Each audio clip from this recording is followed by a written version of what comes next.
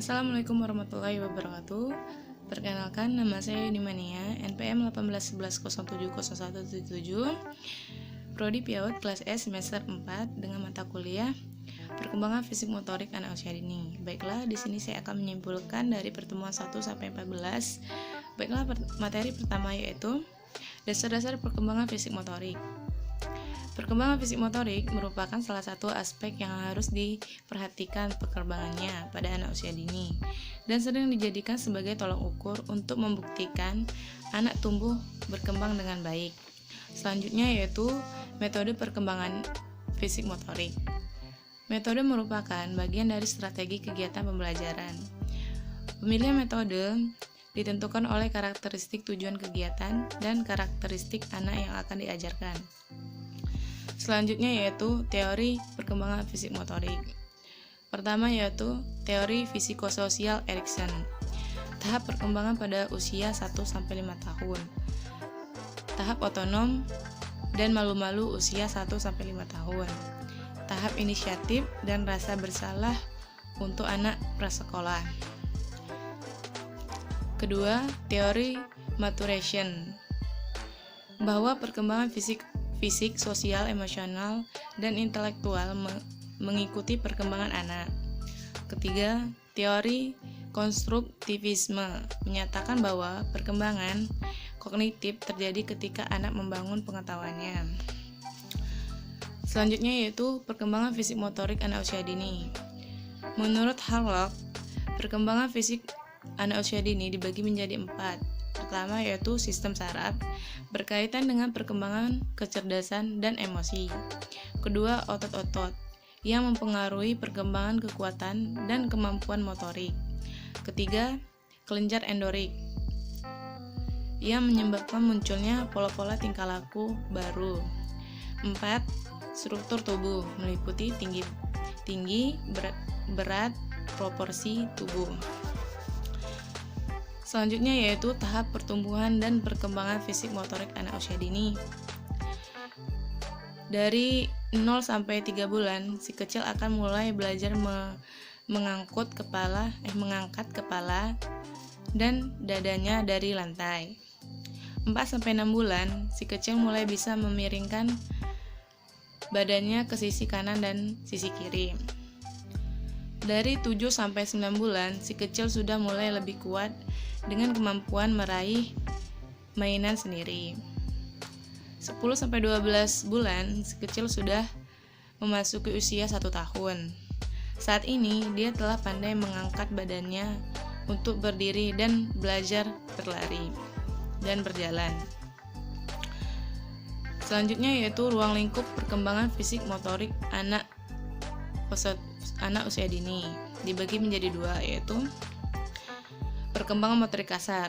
Menurut Beauty, kemampuan motorik kasar seyogianya dimiliki oleh seorang anak usia dini usia sampai 6 tahun. Adapun 4 aspek yaitu: pertama, berjalan dengan turun atau naik tangga. Kedua, berlari dengan kekuatan dan kecepatan berlari berbelok-belok. Ketiga, melompat ke depan, ke belakang, dan ke samping. Keempat, memanjat dan naik turun tangga. Selanjutnya yaitu perkembangan motorik halus. Mencakup kemampuan anak dalam menunjukkan dan menguasai gerakan-gerakan halus dengan menggunakan otot-otot halus.